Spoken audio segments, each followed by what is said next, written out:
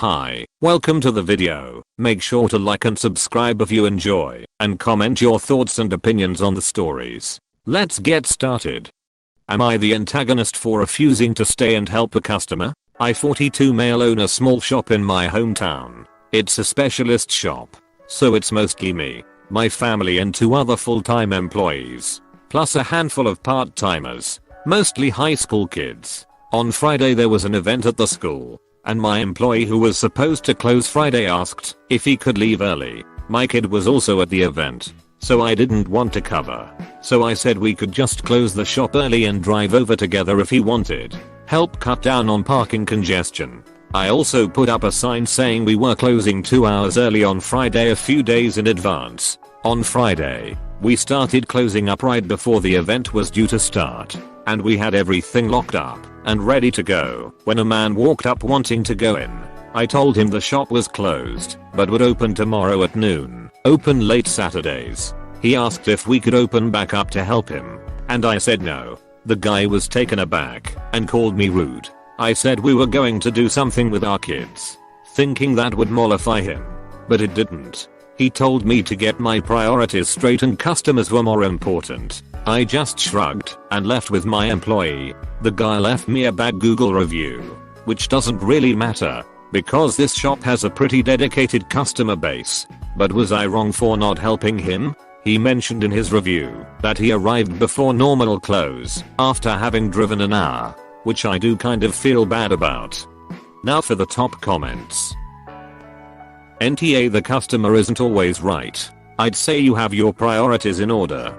And I'm willing to bet he lied about driving an hour. NTA, places close early sometimes. If you want to reach out and offer a discount or something, fair enough, although I honestly wouldn't. Based on customer flow, my workplace has closed early a few times because it was losing money being open. It sucks because it's right between the mall and the beach, so there isn't much foot traffic in the summer. If the customer was driving from an hour away, he should have called to confirm the hours.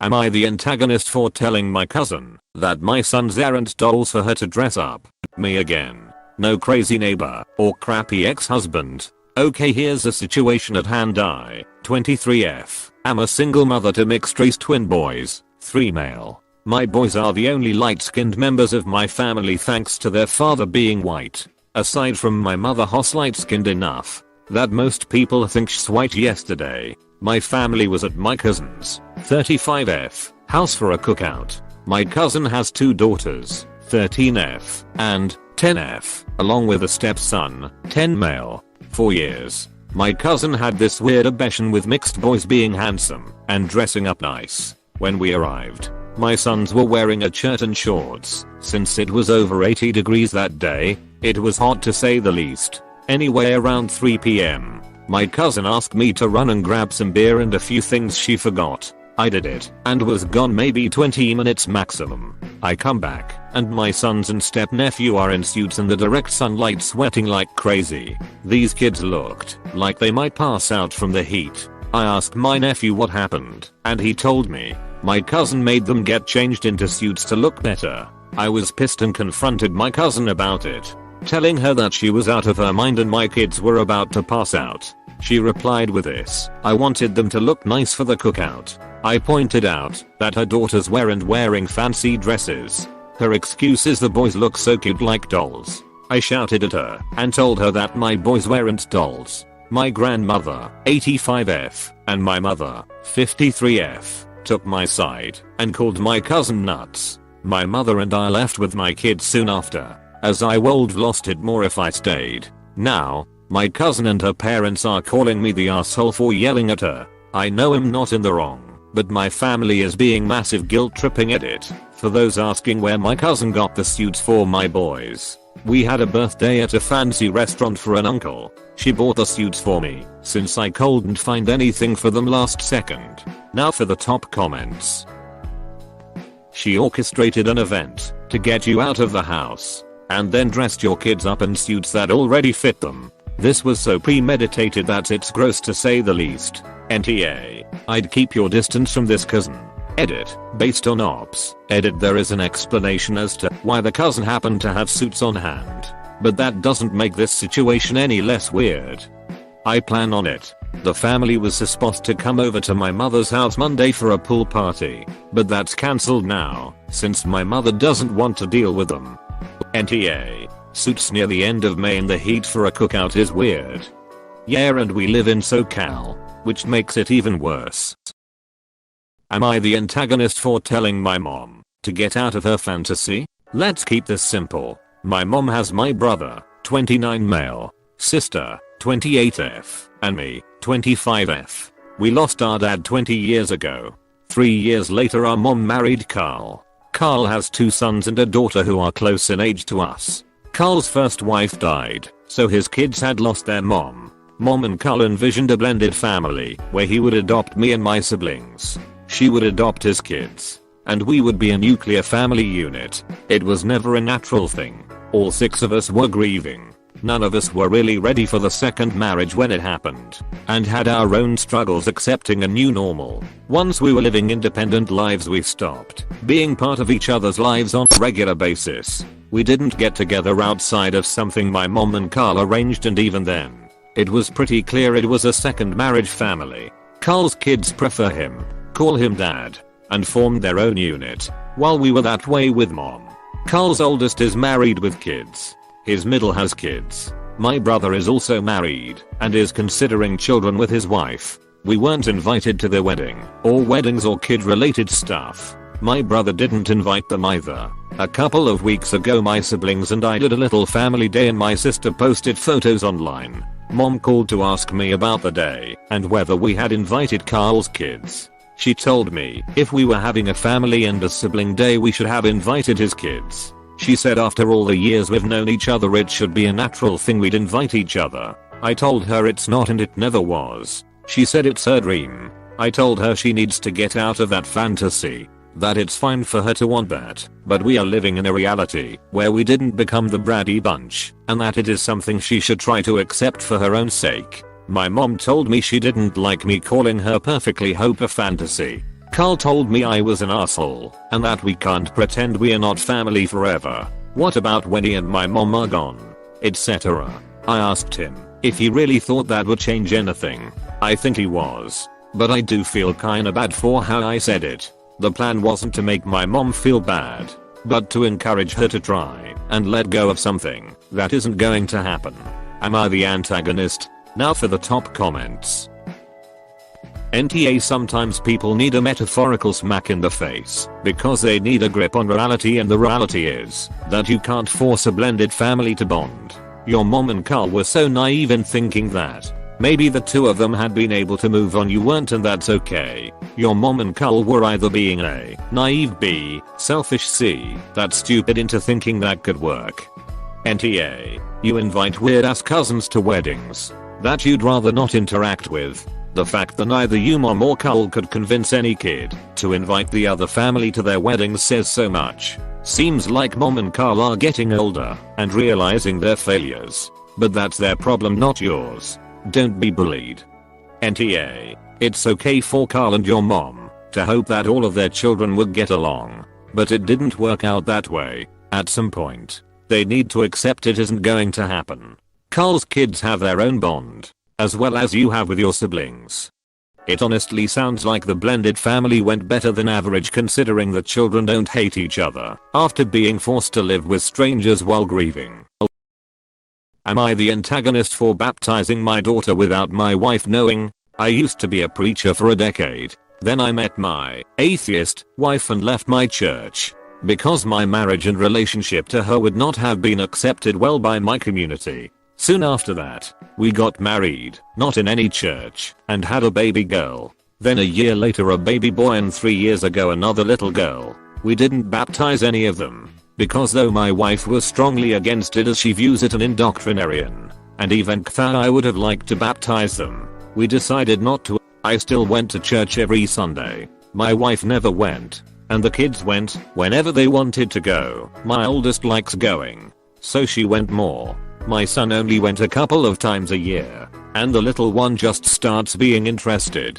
Our oldest, 8F, got severely ill a few months ago. We have been doing the treatments, And then I brought up to my wife that I would like to baptize her. I have faith that my daughter will get better, but I wanted to baptize her anyway. My wife strongly disagreed. I said let's ask our daughter and she can decide. My wife said absolutely not. She is just a child and will maybe make the wrong decision.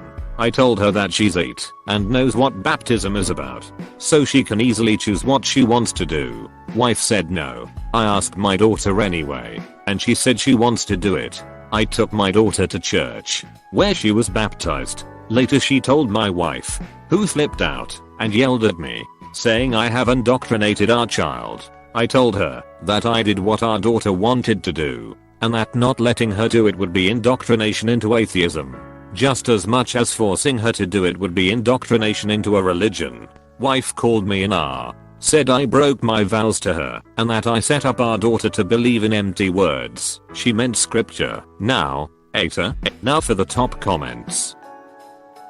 AITA, when you married your wife you left the church and promised not to force religion by baptizing your child. Even though you asked, you broke your promise to your wife. If she was 18 and an adult that's one thing, but an 8-year-old probably only wanted to make you happy. Don't make the same mistake with the other 2 children.